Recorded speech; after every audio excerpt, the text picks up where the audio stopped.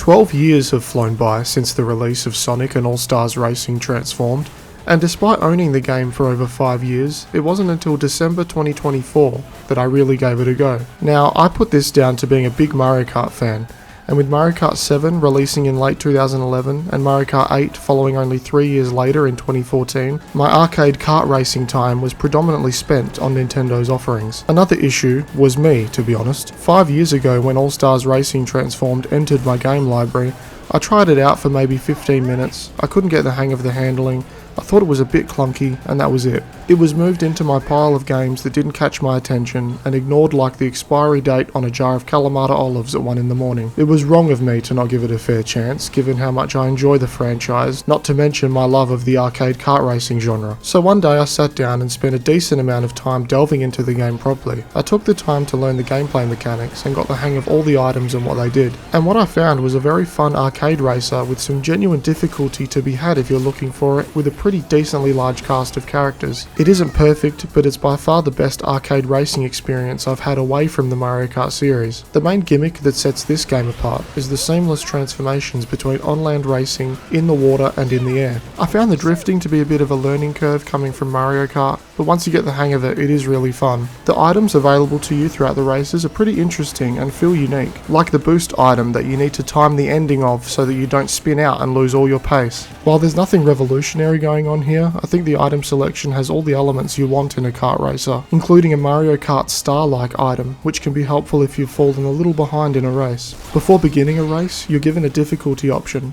I always went with medium, but you can make it harder or easier depending on your skill level. We'll discuss the game modes a little later on. For now, let's take a look at the characters. There's a mix of all sorts of stuff going on here, with guest characters like Wreck-It Ralph and Simon from the Yogs cast joining a mainly Sega cast of racers. I have to be honest, I really only liked using the Sonic characters. For the sake of the video, I did choose a wide array of different characters to try, but Sonic, Tails, Amy, Shadow, Metal Sonic and Knuckles were my favourites, purely due to my nostalgia for the franchise. I did unlock most of the available characters in my journey through the game, but just kept coming back to the Blue Bolt and his pals. Hand in hand with the character roster is the track design, and there are some seriously fantastic tracks here. With tracks themed after various Sega properties, the developers did a great job of making fast-paced, dynamic courses that can change from lap to lap. Given the main mechanic of the game is your vehicle's ability to change forms, these courses change up drastically from section to section seamlessly, and it's a real credit to the designers for making the transitions seamless and fun. They never feel forced. My biggest complaint with the courses and the game in general is the number of tracks. There just aren't enough in my opinion, and in certain game modes it can get repetitive even in a single play session. With 21 tracks, Sonic and All-Stars Racing Transformed falls short of Mario Kart 8,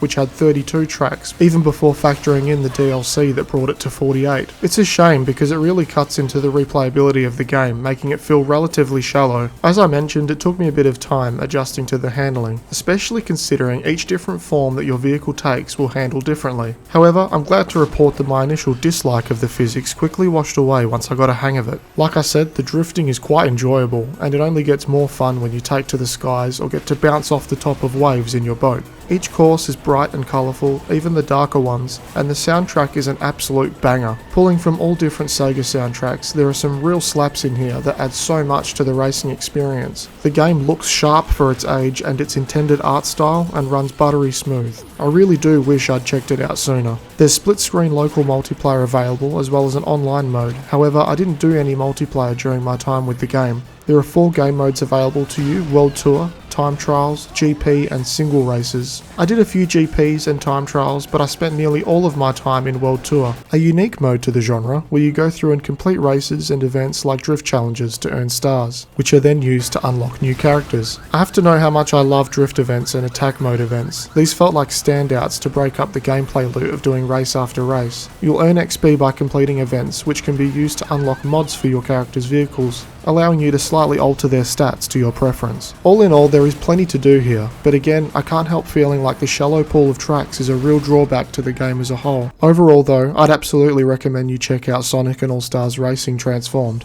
particularly if you're a fan of the genre. There's lots to enjoy here, and I think it's perfect if you haven't checked it out yet and you're looking for something to hold you over until Mario Kart 9 graces our living rooms. I hope you enjoyed the video, and I'll see you in the next one.